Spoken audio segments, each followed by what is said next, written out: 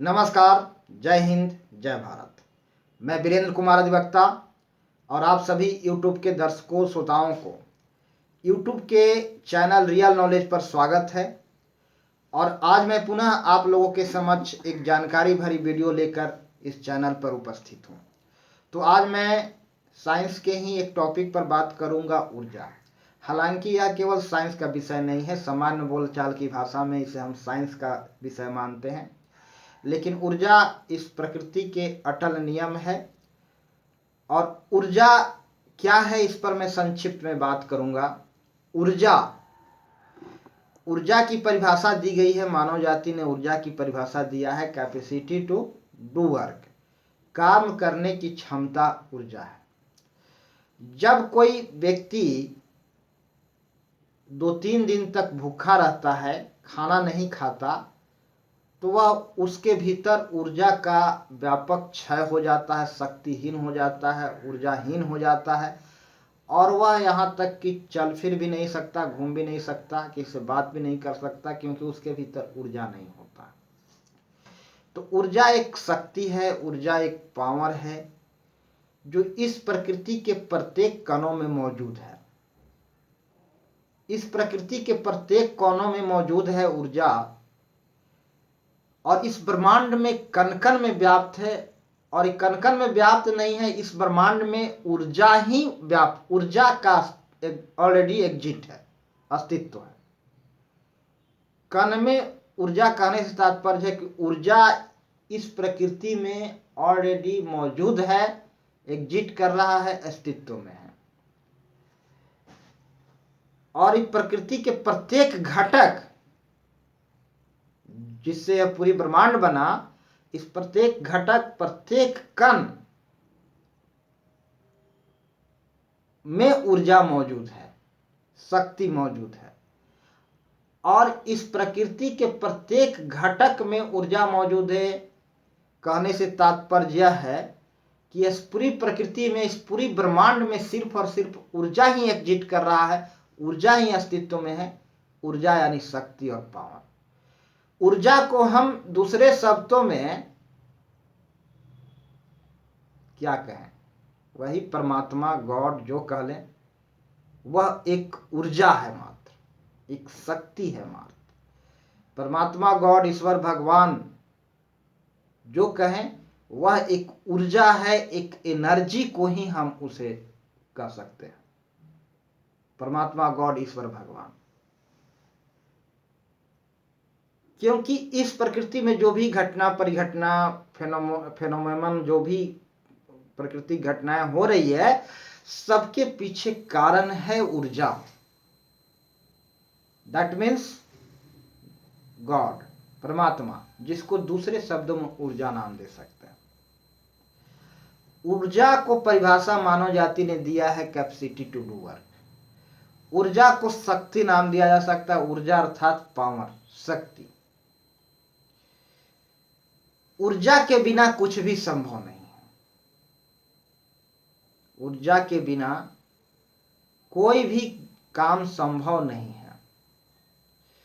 अगर कोई पिंड इस ब्रह्मांड में गति कर रहा है, घूम रहा है, तो कारण यही है कि एक शक्ति काम कर रहा है।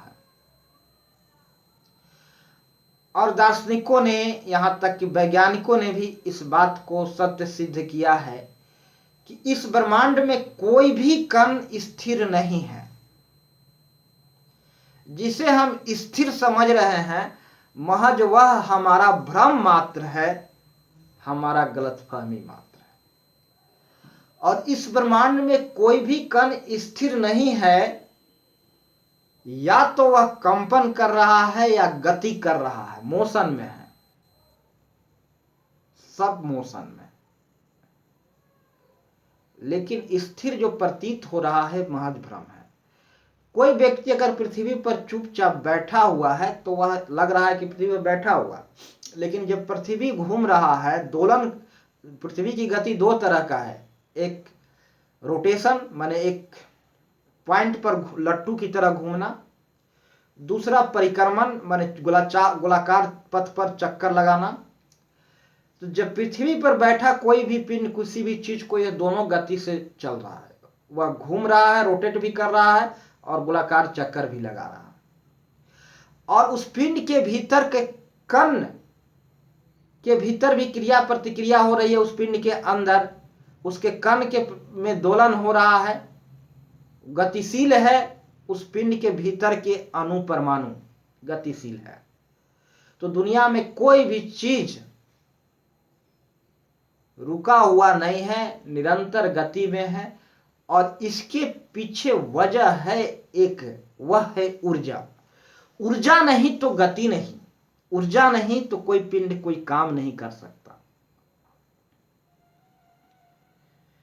तो किसी पिंड के गति में होने से कुछ कार्य होता है, तो वह स्थित ऊर्जा का गतिज ऊर्जा कहलाता है।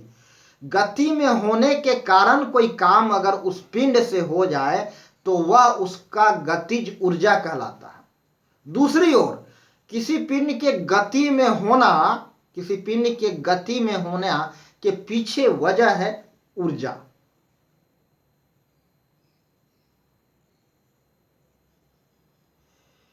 और जो कोई पिंड स्थिर है,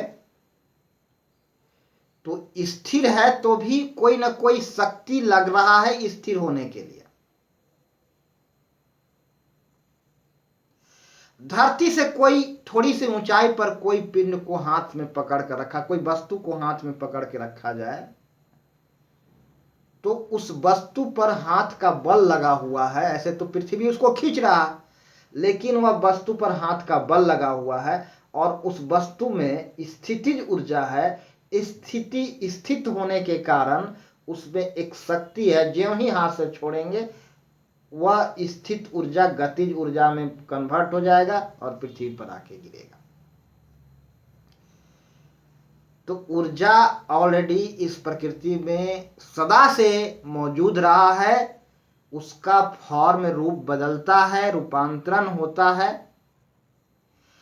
यांत्रिक ऊर्जा, यांत्रिक ऊर्जा क्या है? यंत्र के भीतर मौजूद ऊर्जा यांत्रिक ऊर्जा।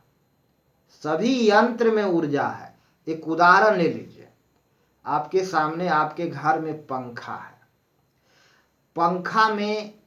पंखा जब चलता है, रोटेट करता है पंखुड़ी पंखा का, तो वह रोटेशन से वायु के भीतर गति आ जाता है और फिर वायु के गति आने से हमें हवा मिलता है। तो यह पंखा के द्वारा यह गति पैदा किया गया है वायु में। तो पंखा के भीतर ऊर्जा है, इसे हम यांत्रिक ऊर्जा कहते हैं। एक साधारण तरीके से समझिए। तो ऊर्जा का, पंखा के भीतर ऊर्जा कहाँ से आ गया यंत्र में? तो वही है, वह इलेक्ट्रिसिटी से आता है। विद्युत ऊर्जा का रूपांतरण वहां होता है। तो इस तरह से ऊर्जा बदलते रहता है, गतिज से स्थित, स्थित से गतिज। तो ऊर्जा का रूपांतरण होते रहता है और ऊर्जा का केवल रूप बदला है, लेकिन ऊर्जा केवल ऊर्जा ही है। तो ऊर्जा ऑलरेडी एग्जिस्ट कर रहा है इस प्रकृति में, इस ब्रह्मांड में। और कोई भी रासायनिक प्रक्रिया जब होता है तो उससे भी ऊर्जा मुक्त होता है। कुछ रासायनिक प्रक्रियाएं में ऊर्जा अवशोषित, ऊर्जा मुक्त होता है। इसलिए ऊर्जा मुक्त होता है कि वहां उस रासायनिक प्रक्रिया ऊर्जा के कारण ही घटित होता है और रासायनिक प्रक्रिया के बाद पुनः वह ऊर्जा का फॉर्म बदल जाता है और वह दूसरे रूप में प्रकट होता है। तो इसको हम कहते हैं कि ऊर्जा का रूपांतरण, ऊर्जा का उन्मोचन। तो इस बात को और गहराई से समझेंगे।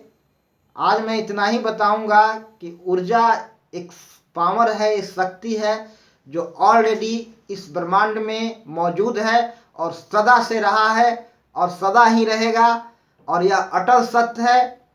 और ऊर्जा को हम, यह शक्ति को ही कहें कि यह शक्ति सिर्फ और सिर्फ वह पावर है, शक्ति है जिसको हम वह सत्ता मान सकते हैं, वह सत्ता मान सकते हैं जो इस दुनिया के अस्तित्व का वजह है। ऊर्जा गॉड, परमात्मा, भगवान का ही रूप है। ऊर्जा भगवान का ही रूप है, गॉड परमात्मा ईश्वर का ही ऊर्जा एक रूप है। तो आज मैं इतना ही, मैं अपनी वाणी को यहीं विराम दूंगा और दर्शकों से गुजारिश करना चाहूँगा कि वीडियो को देखें और लोगों को शेयर करें और साथ में चैनल को भी सब्सक्राइब कर दें। तो अंत में सभी दर्शकों को मेरा प्यार भरा नमस्कार। जय हिंद, जय भारत, जय श्री राम।